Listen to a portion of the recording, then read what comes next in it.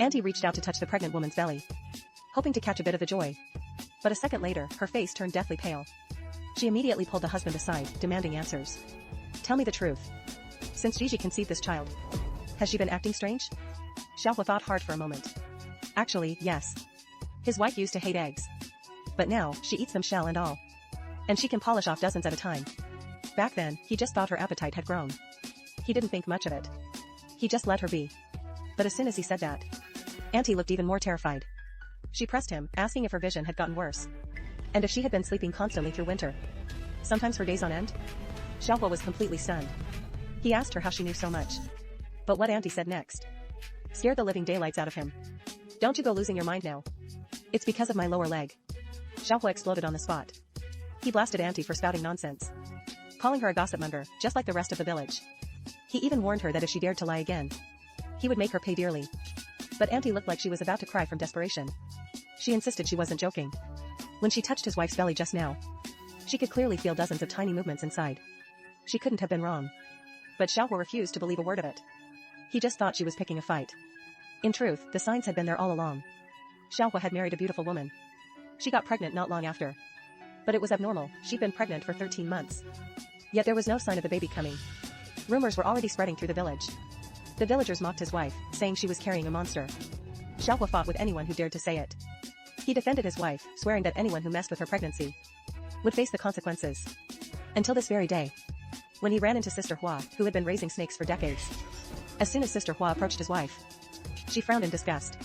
She said she smelled that familiar stench of snakes. Sister Hua kindly warned him to keep a close watch on his wife. But Xiaohua didn't appreciate the advice. He snapped, telling her to get lost and stay away. With no other choice, Sister Hua left him with a chilling threat. The demon will definitely return for your wife. And when that happens, no one will be able to save you. Just as the words left her lips, his wife sensed something was wrong. She quickly stepped forward and pulled Xiaohua away, putting an end to their argument. Back home, as Xiaohua wiped the sweat from her brow, he accidentally caught a glimpse on her neck, where a shimmering snake scale had grown. Xiaohua was paralyzed with fear. What are you? What is that on your neck?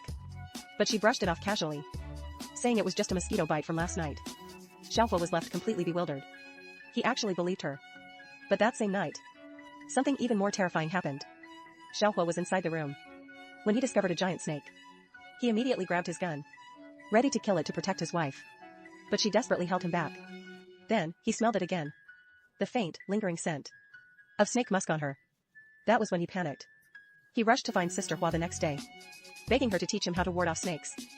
Fine. Fine. After he let the giant snake go, she turned deathly pale in shock. She warned him. The snake brood will mature under the blood moon. Once they are born, you will become their meal. To save Xiaohua, Huasa handed him a bottle of medicinal wine. She said it was specifically made to subdue snakes. She insisted he must make her drink it before the blood moon, so that the snake brood could be purged. It was the only way to save his life. But Xiaohua was struck by a fit of madness. He shouted that he would never harm his own flesh and blood, and stormed off. It wasn't long after that the villagers came rushing over to complain.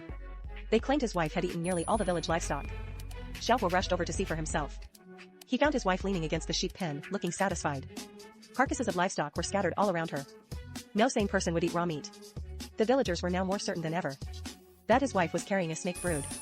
They forced him to either take her for an examination or get out of the village.